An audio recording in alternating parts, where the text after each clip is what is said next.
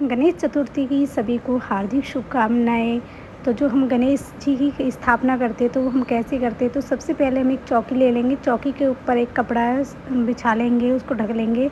उसके बाद हम अक्षत ले लेंगे, अक्षत मतलब चावल ले लेंगे, चावल के ऊपर हम गणेश जी की स्थापना करेंगे, उनको बिठाएँगे और जिस कपड़े से हम उनको ढक के लेके आते हैं, उस कपड़े को जब हम उनकी स्थापना कर देंगे तो हम उनको मतलब कपड़े को हटा देंगे। उसके बाद हम एक कलश ले लेंगे, कलश में जो हमें डालना होता है वो हम रोली और सुपारी और हल्दी और ₹1 का या ₹2 का सिक्का और कुछ उसमें मीठा यानी कि किशमिश डाल दो, लड्डू डाल दो, बतासा डाल दो, कुछ भी।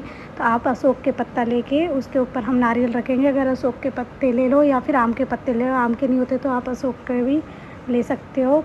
तो उसके बाद हम जब गणेश जी हमारे घर में आते हैं तो उनके साथ रिद्धि और सिद्धि भी आती है, यानी कि उनकी पत्नियाँ जो है रिद्धि सिद्धि, तो उनका भी हमारे घर में स्वागत होता है। तो फिर सबसे पहले हम क्या कर लेंगे कि हम जो वो होती है सुपारी होती है, तो एक सुपारी को तो हम रिद्धि का रूप देंगे, एक सुपारी को हम सिद्धि का रूप देंगे। तो जब हम थोड़ा सा मतलब अक्षत रखने के बाद सुपारी को उसके ऊपर रख देंगे और उनको रिद्धि सिद्धि यानी कि दाएँ बाएँ उनको बिठा देंगे दोनों सुपारियों को।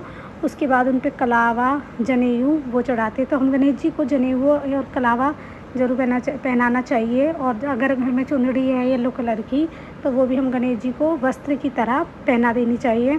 अगर कोई वस्त्र पहनाता है तो वस्त्र भी पहना सकता है, अदरवाइज आप लोग जनेऊ और कलावा पहना सकते हो। उसके बाद जो गणेश जी होते हैं उनको जो दूब होती है तो दूब का चढ़ाना भी बहुत शुभ होता है। 11 दूब चढ़ाओ या दूब की माला बना के भी आप पहना सकते हो और उनको दूब पहना मतलब उनके पास रख देनी है, उन पे चढ़ा देनी है।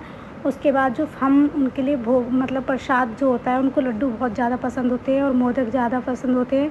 तो आप मोदक या लड्डू आप कुछ भी मतलब उनको भोग में दे सकते हो। और जो फल होते हैं किसी भी तरीके के फल, 5 तरह के हो या 3 तरह के हो, जो भी आपकी मतलब श्रद्धा हो, आप उतने फल उनको प्रसाद में दे सकते हैं। और उसके बाद हम जोत जलाएंगे, मतलब सारी स्थापना करने के बाद हम जोत जलाएंगे, क्योंकि जब हम जोत जलाते तो गणेश जी की सुबह और शाम दोनों टाइम आरती करनी होती है। तो उनके जोत जला के हम फिर उनकी आरती करेंगे। और जो प्रसाद होता है जब ये हम उनको भोग लगाने के बाद आरती करने के बाद अपने घर के सदस्य या बाहर जिसको भी आप देना चाहो उन सदस्यों को प्रसाद के रूप में आप बांट सकते हो।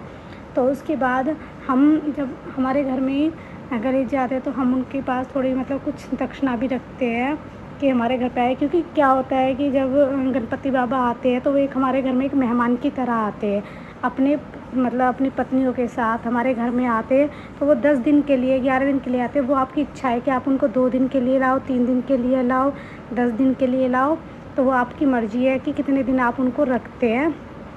तो जब हम उनका विसर्जन करते हैं तो हम लास्ट के दिन उनका विसर्जन करते हैं, जब वो हमारे घर से विदा होते हैं। तो जब हमारे घर से वो विदा होते हैं तो हमें अपनी उसी दीवार पर एक चंदन का टीका लगा देना चाहिए और एक कुमकुम का टीका लगा देना चाहिए।